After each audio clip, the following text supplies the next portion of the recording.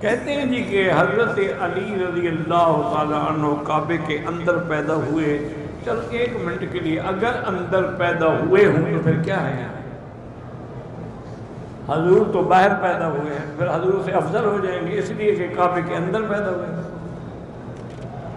بس ایک لوگوں نے بنا رکھا ہے کہ جب مولود کعبہ اور مولود کعبہ، اور اسی طرح اور لوگوں کے بارے میں بھی یہ روایات ہیں کہ وہ کعبے میں پیدا ہوئے ہیں،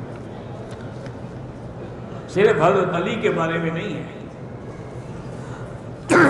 لیکن صحیح بات یہ ہے، تحقیق یہ ہے کہ اللہ نے جیسے اس کو کعبہ فرمایا ہے، مسجد الحرام فرمایا ہے، حرم فرمایا ہے، سارا مکہ جو ہے اس پر بھی لفظ کعبہ کا اطلاق ہوتا.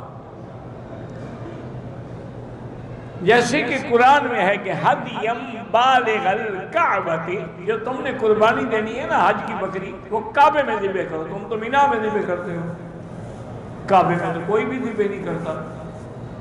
معنی یہ ہے کہ مینا بھی کعبہ ہے، مسجد الحرام بھی کعبہ ہے. تو حضرت علی کا گھر چونکہ حضرت حرم کے اندر تھا تو صاف بات ہے کہ کسی نے لکھ دیا کہ کعبے میں پیدا ہوئے.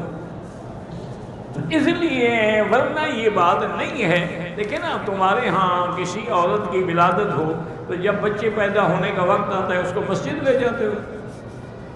تمہیں اتنا عقل ہے، حضرت علی کی والدہ کو نہیں تھا کہ جب اس کو درد شروع ہوئے ذہن تو فوراً کعبے کے اندر آ گئی، میرا بچہ اندر پیدا ہو اور خون نفاس کعبے میں گرے. تو خدا کا خوف کرو. ایسی روایتیں گھڑتے ہیں کہ بندہ سوچ ہی نہیں سکتا.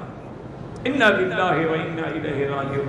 اور پھر یاد رکھیں کہ سیدنا علی نے تو کبھی دعویٰ نہیں کیا کہ میں کعبے میں پیدا ہوا ہوں لہذا حضور کے بعد مجھے خلیفہ بناؤ.